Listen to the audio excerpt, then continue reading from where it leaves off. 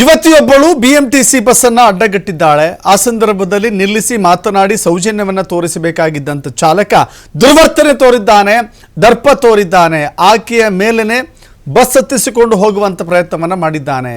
ಇದೀಗ ಅವನ ಕೆಲಸವನ್ನು ಕಳೆದುಕೊಂಡಿದ್ದಾನೆ, ಅಮಾನತಾಗಿದ್ದಾನೆ. ಬಿಎಂಟಿಸಿ ಬಸ್ ಚಾಲಕನಿಂದ ಇದೆಂತ ಹುಚ್ಚಾಟ ಅಂತ ಹೇಳಿ ಅಲ್ಲಿರುವಂತ ಜನ ಕೂಡ ಚೀಮಾರಿ ಹಾಕಿದ್ದಾರೆ. ಕ್ಷಣಾರ್ಧದಲ್ಲಿ ಆ ಯುವತಿ ಪ್ರಾಣಾಪಾಯದಿಂದ ಪಾರಾಗಿದ್ದಾಳೆ. ಬಿಎಂಟಿಸಿ ಬಸ್ ಪಕ್ಕ ಕಾರಿನಲ್ಲಿ ಬರ್ತಾ ಇದ್ದಂಥ ಯುವತಿ ಬಸ್ ಚಾಲಕನನ್ನು ಪ್ರಶ್ನಿಸಲು ಸಿಗ್ನಲ್ನಲ್ಲಿ ಬಸ್ಸನ್ನು ಅಡ್ಡಗಟ್ಟಿದ್ದಾಳೆ. ಕಾರಿನಿಂದ ಇಳಿದು ಬಸ್ ಚಾಲಕನನ್ನು ಪ್ರಶ್ನೆ ಮಾಡಿದಂಥ ಯುವತಿ ರಸ್ತೆ ಮಧ್ಯೆ ಕಾರಣಾಂತರಗಳಿಂದ ಇಬ್ಬರ ಮಧ್ಯೆ ವಾಗ್ವಾದ ನಡೆದಿದೆ. ಆದರೆ ಯುವತಿಯನ್ನು ಲೆಕ್ಕಿಸದೆ ಬಸ್ ನುಗ್ಗಿಸುವಂಥ ಪ್ರಯತ್ನ ಮಾಡಿದ್ದಾನೆ. ಮೇ 23ನೇ ತಾರೀಕು ಸಂಜೆ 5:40ಕ್ಕೆ ನಡೆದಿರುವಂಥ ಘಟನೆ ಇದು. ಯಾವ ಕಾರಣಕ್ಕೆ ಗಲಾಟೆ ಎಂಬ ಬಗ್ಗೆ ಇಲ್ಲಿವರೆಗೂ ಕೂಡ ಮಾಹಿತಿ ಇಲ್ಲ. ನೋಡಿ, ಆಕೆ ಅಕ್ಕಪಕ್ಕದಲ್ಲಿ 2 ವಾಹನಗಳು ಚಲಿಸ್ತಾ ಇದ್ದಾವೆ. ಬಸ್ ಪಕ್ಕದಲ್ಲಿ ಕಾರ್ ಇದೆ. ಮೋಸ್ಟ್ಲಿ ಲೆಫ್ಟು ರೈಟು ತೆಗೆದುಕೊಳ್ಳುವ ವಿಚಾರದಲ್ಲೋ ಸ್ವಲ್ಪ ಗೊಂದಲಗಳಾಗಿದೆ. ಆ ಕಾರಣಕ್ಕಾಗಿ ಆಕೆ ಬಸ್ ನಿಲ್ಲಿಸಿದ್ದಾಳೆ, ಅಡ್ಡಗಟ್ಟಿದ್ದಾಳೆ. ನೀನು ವಾಹನ ಚಲಾವಣೆ ಮಾಡೋದು ಹೀಗೇನಾ? ವಾಹನ ಚಾಲನೆ ಮಾಡೋಕ್ಕೆ, ಅದು ಬಸ್ ಹೇಳಿ ಕೇಳಿ ಬಿಎಂಟಿಸಿ, ಆ ಬಸ್ಸನ್ನು ಚಾಲನೆ ಮಾಡೋದು ಹೀಗೇನಾ ಅಂತ ಹೇಳಿ ಆ ಯುವತಿ ಪ್ರಶ್ನೆ ಮಾಡಿದ್ದಾಳೆ. ಬಸ್ಸನ್ನು ಅಡ್ಡಗಟ್ಟಿದ್ದಾಳೆ. ಆ ಸಂದರ್ಭದಲ್ಲಿ ಆಕೆಯ ಮೇಲೆಯೇ ಬಸ್ ಹರಿಸುವಂಥ ಪ್ರಯತ್ನವನ್ನು ಮಾಡಲಾಗಿದೆ. ಇಂಥ ದುರಂಕಾರದ ವರ್ತನೆ ಇದೆಯಲ್ಲ, ಇಂಥ ದುರಂಕಾರದ ನಡೆ ಇದೆಯಲ್ಲ, ಇದನ್ನು ಒಪ್ಪೋದಿಲ್ಲ. ಈಗಾಗಲೇ ಬಿಎಂಟಿಸಿ ಕಿಲ್ಲರ್ ಬಿಎಂಟಿಸಿ ಅಂತ ಹೆಸರಾಗಿದೆ. ಅಡ್ಡಾದಿಡ್ಡಿ ಚಾಲನೆಯಿಂದಾಗಿ ಅನೇಕ ಜನ ಬೀದಿಯಲ್ಲಿ ಪ್ರಾಣ ಕಳೆದುಕೊಳ್ತಾ ಇದ್ದಾರೆ. ಮನಸೋ ಇಚ್ಛೆ ಮೊಬೈಲ್ನಲ್ಲಿ ಮಾತಾಡ್ತಾ, ಮನಸೋ ಇಚ್ಛೆ ಡ್ರೈವಿಂಗ್ ಮಾಡ್ತಾ ಹೋದಂಥವರು ಅನೇಕ ಜನರ ಜೊತೆ, ಜೀವಗಳ ಜೊತೆ ಚೆಲ್ಲಾಟ ಆಡ್ತಾ ಇದ್ದಾರೆ. ಇಲ್ಲಿ ಸಿಗ್ನಲ್ನಲ್ಲಿ ಯಾಕಪ್ಪ ಹಿಂಗೆ ಮಾಡ್ತೀಯಾ ಅಂತ ಕೇಳೋಕ್ಕೆ ಬಸ್ ನಿಲ್ಸಕ್ಕೆ ಹೋದರೆ ಆಕೆಯ ಮೇಲೆ ಬಸ್ ಹತ್ತಿಸುವಷ್ಟು ಅಹಂಕಾರ, ಸೊಕ್ಕು, ದಿಮಾಕು. ಅದೃಷ್ಟವಶಾತ್ ಆಕೆ ಕೂದಲೇ ಎಳೆಯಷ್ಟೇ ಆಕೆ ಜೀವ ಉಳಿದಿದೆ. ಯುವತಿಯ ಮೇಲೆ ಬಸ್ ಹತ್ತಿಸಲು ಯತ್ನಿಸಿದ್ದಂಥ ಬಸ್ ಚಾಲಕ ಸಸ್ಪೆಂಡ್ ಆಗಿದ್ದಾನೆ. ಅತಿರೇಕದ ವರ್ತನೆಯನ್ನು ತೋರಿದ್ದ ಬಸ್ ಚಾಲಕ ಪ್ರಶಾಂತ್ ಅಮಾನತುಗೊಂಡಿದ್ದಾನೆ. ಬೆಂಗಳೂರಿನ ಚಂದ್ರ ಲೇಔಟ್ ಡಿಪೋಗೆ ಸೇರಿದಂಥ ಬಿಎಂಟಿಸಿ ಬಸ್ ಅದು. ಡ್ರೈವರನ್ನ ಪ್ರಶಾಂತ್ನನ್ನು ಸಸ್ಪೆಂಡ್ ಮಾಡಿ ಆದೇಶವನ್ನು ಹೊರಡಿಸಲಾಗಿದೆ. ಬರೀ ಸಸ್ಪೆಂಡ್ ಮಾತ್ರ ಅಲ್ಲ, ಅವನನ್ನ ಕೇಸ್ ಹಾಕಿ ಅವನ ಒಳಗೆ ಕಳಿಸ್ಬೇಕು, ಅವನ ಮೇಲೆ ಪ್ರಕರಣವನ್ನು ದಾಖಲು ಮಾಡಬೇಕು. ಇದು ಕೊಲೆ ಯತ್ನ ಅಲ್ವಾ? ಪೊಲೀಸರು ಇದನ್ನು ಕೊಲೆ ಯತ್ನ ಅಂತ ಯಾಕೆ ಪರಿಗಣಿಸಬಾರ್ದು? ಚೂರು ಆಕೆ ಕಾಲು ಜಾರಿ ಬಿದ್ದಿದ್ರೆ ಆಕೆಯ ಜೀವ ಹೋಗ್ತಾ ಇರಲಿಲ್ವಾ? ಇಷ್ಟೊಂದು ದರ್ಪಣ, ಇಷ್ಟೊಂದು ದಿಮಾಕ, ಇಷ್ಟೊಂದು ಅಹಂಕಾರನ? ಆಕೆ ಏನೋ ಕೇಳ್ತಾ ಇದ್ದಾಳೆ ಅಂತ ಹೇಳಿದ್ರೆ ನಿಲ್ಲಿಸಿ ಉತ್ತರ ಹೇಳುವಂಥ ಸೌಜನ್ಯವನ್ನು ತೋರಿಸ್ಬೇಕು.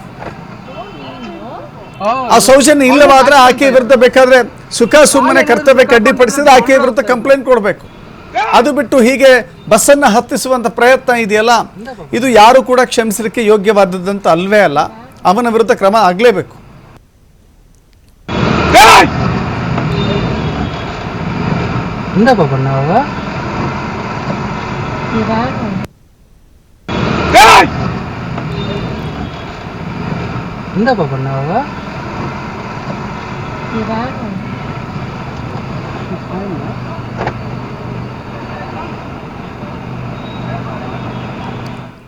ಮತ್ತಷ್ಟು ಮಾಹಿತಿ ನಮ್ಮ ಪ್ರತಿನಿಧಿ ಸಂತೋಷ್ ಪಟೇಲ್ ನೀಡ್ತಾರೆ.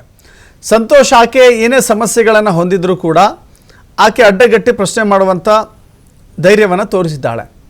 ಆಕೆ ಜೆನ್ಯೂನ್ ಆಗಿರುವಂಥ ರೀಸನ್ ಇಟ್ಕೊಂಡು ಅಡ್ಡಗಟ್ಟಿದ್ರೆ ಉತ್ತರವನ್ನು ಹೇಳಬೇಕು, ಅಥವಾ ಆಕೆಯ ಕಿರಿಕ್ ಮಾಡುವ ಉದ್ದೇಶ ಇದ್ದರೆ ಆಕೆಯ ಮೇಲೆ ದೂರು ಕೊಡಬೇಕು, ನಿಲ್ಲಿಸಿ ವ್ಯವಧಾನದಿಂದ ಸಮಾಧಾನದಿಂದ ಮಾತನಾಡಬೇಕು. ಆದರೆ ಹೀಗೆ ಬಸ್ ಹತ್ತಿಸಿಕೊಂಡು ಹೋಗುವಂಥ ಪ್ರಯತ್ನ ಮಾಡ್ತಿದ್ದೆ ಅಂತ ಹೇಳಿದ್ರೆ ಏನು ಜೀವಗಳ ಜೊತೆ ಚೆಲ್ಲಾಟ ಆಡ್ತಿದ್ದಾನ? ಕೇವಲ ಸಸ್ಪೆಂಡ್ ಅಮಾನತು ಸಾಕಾ? ಇವನ ಮೇಲೆ ಕ್ರಿಮಿನಲ್ ಮೊಕದ್ದಮೆ ಯಾಕೆ ಹಾಕಬಾರ್ದು ಅಂತ ಇಲಾಖೆ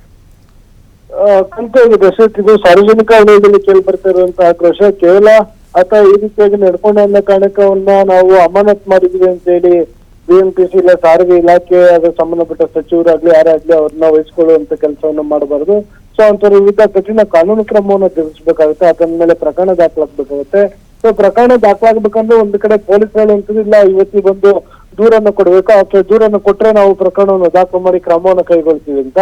ಇದರಿಂದ ಆಚೆಗೂ ಕೂಡ ಪೊಲೀಸ್ಗೆ ಪ್ರಕರಣ ದಾಖಲು ಮಾಡ್ಕೊಳ್ಳಿಕ್ಕೆ ಅವಕಾಶ ಇದೆ. ಯಾಕಂತ ಹೇಳಿದ್ರೆ ಸುಮೋಟೋ ಪ್ರಕರಣವನ್ನ ದಾಖಲು ಮಾಡ್ಕೊಳ್ಬಹುದು. ಸುಮೋಟೋ ಪ್ರಕರಣವನ್ನ ದಾಖಲು ಮಾಡ್ಕೊಂಡು ಅದನ್ನ ಬಂಧನ ಮಾಡಬಹುದು. ಯಾವುದೇ ಈ ಬೆಂಗಳೂರು ಅಂತ ಟ್ರಾಫಿಕ್ ನಲ್ಲಿ ಬರುವಂತ ಸಂದರ್ಭದಲ್ಲಿ ಚಿಕ್ಕ ಪುಟ್ಟ ಕ್ಲಾಶಸ್ ಗಳು ಆಗುವಂತದ್ದು ಸಾಮಾನ್ಯವಾಗಿರ್ತದೆ. ಆಕೆ ಕೂಡ ಒಂದು ಕಾರಿನಲ್ಲಿ ಬರ್ತಾಳೆ, ಬಸ್ಸಿನ ನಡುವೆ ಏನು ಕ್ಲಾಶಸ್ ಆಗಿತ್ತು, ಆಕೆ ಬಂದು ಸಿಗ್ನಲ್ ಬಳಿಯ ಬಸ್ ಅನ್ನು ಅಡ್ಡಗಟ್ಟಿ ಚಾಲಕನ ಬಳಿ ಏನನ್ನ ಕೇಳಲಿಕ್ಕೆ ಅಂತೇಳಿ ಮುಂದೆ ಬಂದ ಸಂದರ್ಭದಲ್ಲಿ ಅಥವಾ ಹಿಂದೆ ಮುಂದೆ ನೋಡಿದ ಏಕಾಏಕಿಯಾಗಿ ಆಕೆ ಮೇಲೆ ಏನು ಗುದ್ಕೊಂಡು ಹೋಗ್ಲಿಕ್ಕೆ ಪ್ರಯತ್ನವನ್ನು ಪಡುವಂತದ್ದು, ಕೂದಲೆಳೆಯ ಅಂತರದಲ್ಲಿ ಇವತ್ತು ಕೂಡ ಪಾರಾಗುವಂತದ್ದು ನಾವು ಗಮನಿಸಬಹುದು.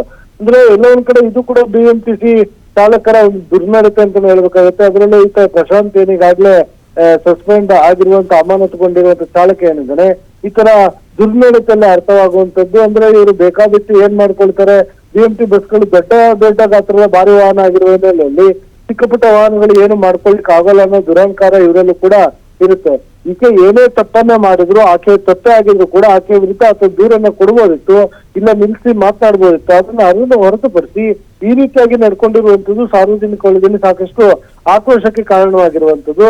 ಇಲ್ಲಿ ನೇರವಾಗಿ BMTC ಚಾಲಕನೇ ಈ ವಿಚಾರದಲ್ಲಿ ಅಂದ್ರೆ ಬಸ್ ಅನ್ನು ನಿಲ್ಲಿಸಿದ ಆಕೆ ಮೇಲೆ ಗುದ್ದುಕೊಂಡು ಹೋಗ್ಲಿಕ್ಕೆ ಹಚ್ಚಿಸ್ಕೊಂಡು ಹೋಗಕ್ಕೆ ಪ್ರಯತ್ನ ಏನ್ ಮಾಡಿದ್ರು, ಇದು ಕಡಾಖಂಡಿತವಾಗಿ ತಪ್ಪು ಅಂತ ಹೇಳ್ಬೋದು. ಇದಕ್ಕೂ ಮೊದಲು ಏನ್ ತಪ್ಪಾಗಿದೆ, ಯುವತಿಯ ತಪ್ಪಾಗಿದೆ ಇಲ್ಲ ಚಾಲಕನ ತಪ್ಪಾಗಿದೆ ಅನ್ನೋದು ಪೊಲೀಸರ ತನಿಖೆಯನ್ನು ಗೊತ್ತಾಗ್ಬೇಕಾಗುತ್ತೆ.